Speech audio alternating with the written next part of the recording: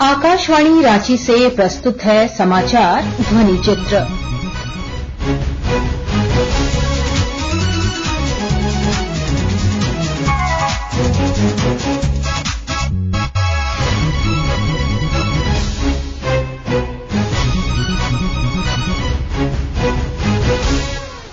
इस अंक में अंतर्राष्ट्रीय योग दिवस, किसान सम्मान निधि और नए आपराधिक कानून।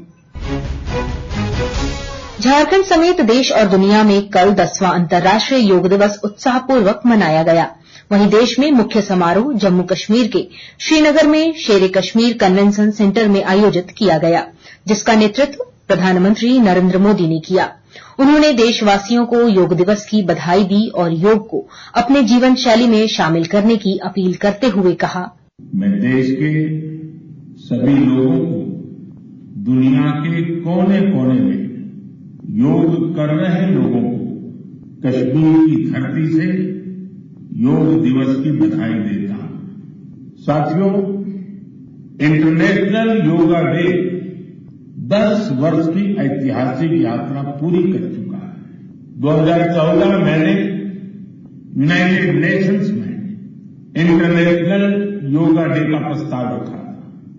भारत के इस प्रस्ताव का 177 देशों ने 177 समर्थन किया था और ये अपने आप में एक रिकॉर्ड था।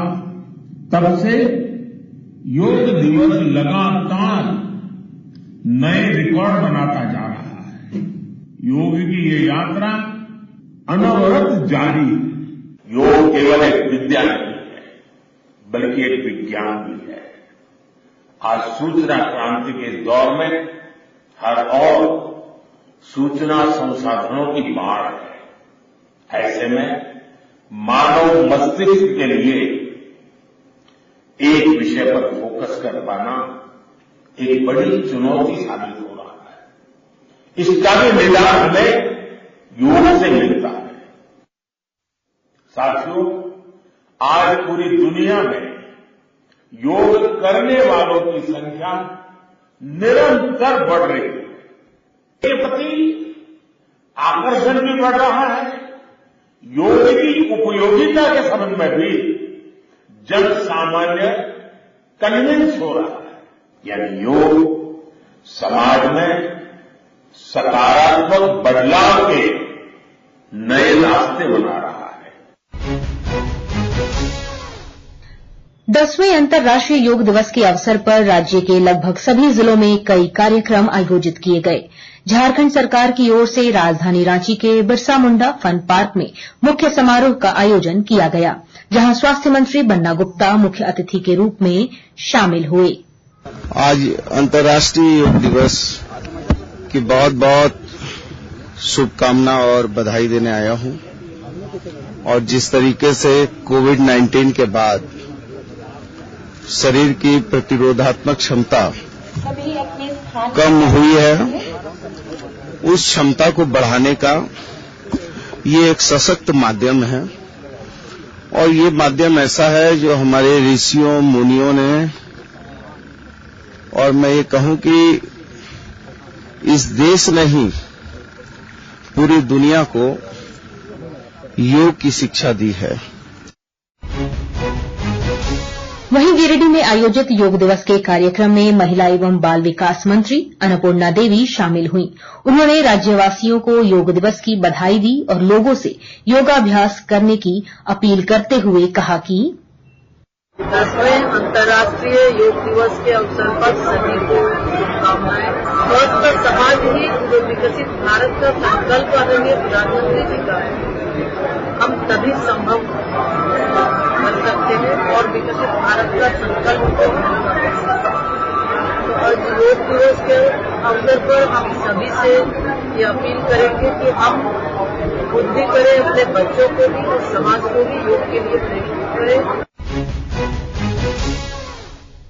तीसरी बार लगातार प्रधानमंत्री नरेंद्र मोदी के कार्यभार संभालने के बाद 18 जून को उन्होंने किसान सम्मान निधि की 17वीं किस्त जारी की, जिसके अंतर्गत करीब 9 करोड़ 26 लाख किसानों को इस योजना का लाभ देते हुए 20,000 करोड़ रुपए उनके खातों में हस्तांतरित किए गए। इस दौरान प्रधानमंत्री ने कृषि सखी के रूप में स्वयं सहायता समूह की 30,000 से अधिक महिलाओं की भूमिका की सराहना करते हुए उन्हें प्रमाण पत्र सौंपे। प्रधानमंत्री ने कृषकों, महिलाओं और युवाओं को राष्ट्र का स्तंभ बताते हुए कहा कि साथियों, मैंने किसान, नौजवान, नारी शक्ति और गरीब, इन्हें विकसित भारत का मजबूत स्तंभ माना है। अपने तीसरे कार्यकाल की शुरुआत मैंने इन्हीं के सशक्तिकरण से की है। सरकार बनते ही सबसे पहला फैसला किसान और गरीब परिवारों से जुड़ा फैसला लिया गया है।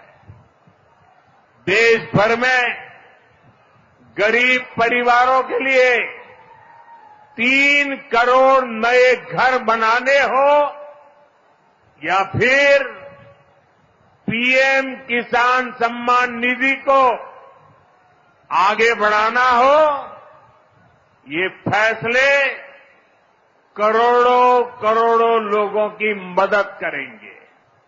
हिंदुस्तान के कोने कोने में, गांव गांव में आज टेक्नोलॉजी से जुड़े हुए सभी किसान भाई बहनों का, देश के नागरिकों का अभिवादन करता है। थोड़ी देर पहले ही देश भर के करोड़ों किसानों के बैंक खाते में पीएम किसान सम्मान निधि के 20,000 करोड़ रुपए पहुंचे हैं। आज 3 करोड़ बहनों को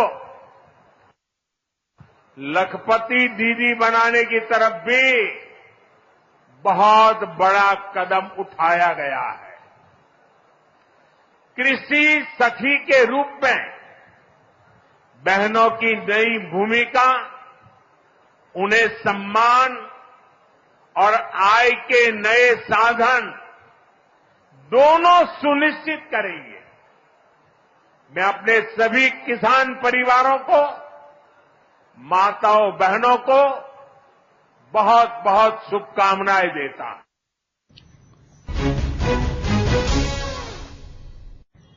किसान सम्मान निधि योजना से लाभान्वित राज्य के विभिन्न जिलों के किसानों ने प्रधानमंत्री का आभार जताया और कहा, रामनाथ महतो मेरा नाम है, मैं ग्राम संबंधी का हूँ। तो अभी 2,000 रुपया मिला है किसान अपना काम खेती करने के लिए। अभी तो हम धन्यवाद देते हैं। हमने खाद बीज के लिए 2,000 रुपया हमारे खाता में मांगते।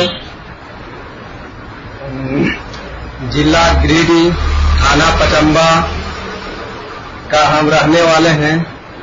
मोदी जी 2,000 रुपया महीने महीने हम लोग का खाता में भेजता है और उससे हम लोग का खाद बीज का बहुत मदद होता है। और ऐसो इसी तरह से हम लोग का मिलने रहना चाहिए कि हम लोग कुछ आगे भी खाद बीज का काम करें और खेती भी करें। मेरा मौसम पोस्ट पचम्बा, जिला गिरिडीह से रहने वाला हूँ। मेरा खाता में 17वां किस्त पैसा आया 2,000 रुपया। अभी टोटल 34,000 आया। 17वां का निवासी हूँ। आज भाजपा सरकार के द्वारा मुझे 2,000 की राशि पीएम किसान सम्मान निधि के तौर पे प्राप्त हुई और ये राशि हमें जो है धान बीज खाद वगैरह लेने के लिए बहुत ही लाभदायक है।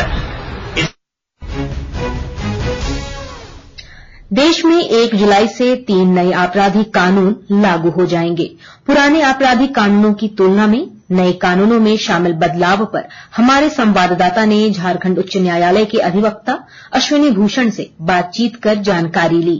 इस दौरान उन्होंने बताया, 1 जुलाई 2024 से झारखंड राज्य के साथ साथ पूरे भारतवर्ष में नए दंड विधान लागू किए जा रहे हैं। इसके अंतर्गत पुराने औपनिवेशिक दंड प्रक्रिया, दंड विधान और साक्ष्य अधिनियम को पूरी तरह बदलकर नया भारतीय स्वरूप दिया गया है और नया नाम दिया गया है, जैसे भारतीय साक्ष्य अधिनियम 2023, भारतीय न्याय सुरक्षा संहिता 2023 और भारतीय न्याय संहिता 2023 का नाम दिया गया है।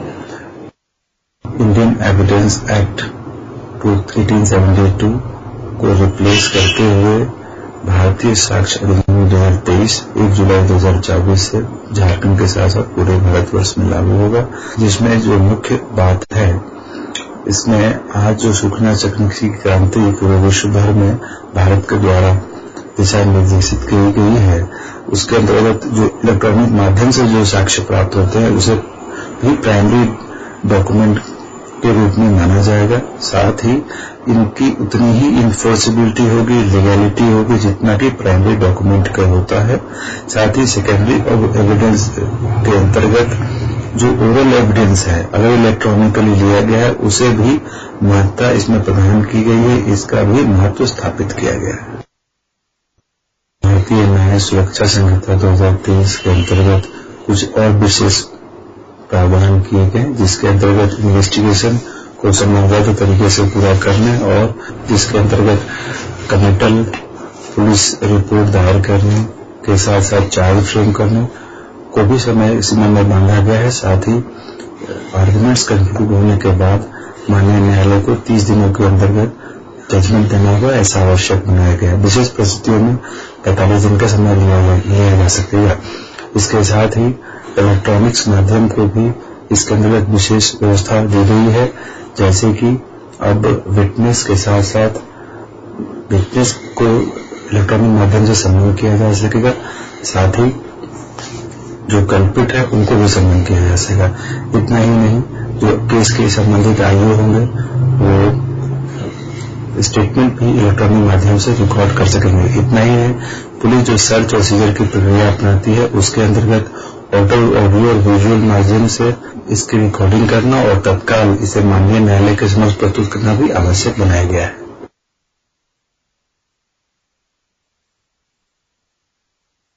भारतीय न्याय प्रक्रिया संहिता के अंतर्गत विशेषकर विक्टिम्स के राइट्स को भी काफी हद तक उद्धृत किया गया, स्पष्ट किया गया। जैसे विक्टिम को ये मैंडेटरी होगा पुलिस के द्वारा एक समय सीमा के अंतर्गत केस की जानकारी देना, पुलिस रिपोर्ट दिखाना और साथ ही बिना उन्हें सुने हुए किसी भी केस पे प्रोसिक्यूशन केस विड्रॉ नहीं कर सकेगा। भारतीय न्याय संहिता 2023 के अंतर्गत मॉब लिंचिंग के विरुद्ध भी कठोर दंड का प्रावधान किया गया है। इसके अंतर्गत अगर किसी का मॉब लिंचिंग के अंतर्गत देहांत हो जाता है, मृत्यु हो जाती है, तो उसमें डेथ पेनाल्टी के साथ साथ लाइफ इम्प्रिजनमेंट की भी व्यवस्था की गई है। साथ ही साथ ऑर्गेनाइज्ड क्राइम को परिभाषित करते हुए उसके अंतर्गत इकोनॉमिक ऑफेंस को भी डाला गया है। इससे पुलिस के साथ साथ लोगों को भी ये स्पष्ट होगा कि किस तरीके के संगठित अपराध के अगेंस्ट वो न्यायालय की शरण ले पाएंगे और पुलिस के लिए भी ये काफी सहायक होगा। भारतीय न्याय संहिता के अंतर्गत कुछ ऐसे भी विशेष प्रावधान जोड़े गए हैं जो पहले नहीं थे, जैसे इसके अंतर्गत स्नैचिंग को भी अपराध माना गया है। इसके साथ साथ संगठित अपराध को भी ऑफेंस के श्रेणी में शामिल किया गया है, जिसके लिए कठोर दंड का विधान किया गया। और इसके साथ ही आकाशवाणी रांची के समाचार सेवा प्रभाग द्वारा समाचार ध्वनि चित्र का आज का संस्करण समाप्त हुआ। यह कार्यक्रम प्रत्येक शनिवार रात्रि 7:45 बजे प्रसारित किया जाता है। संपादक के लाल, प्रस्तुतकर्ता और प्रवक्ता कामिनी।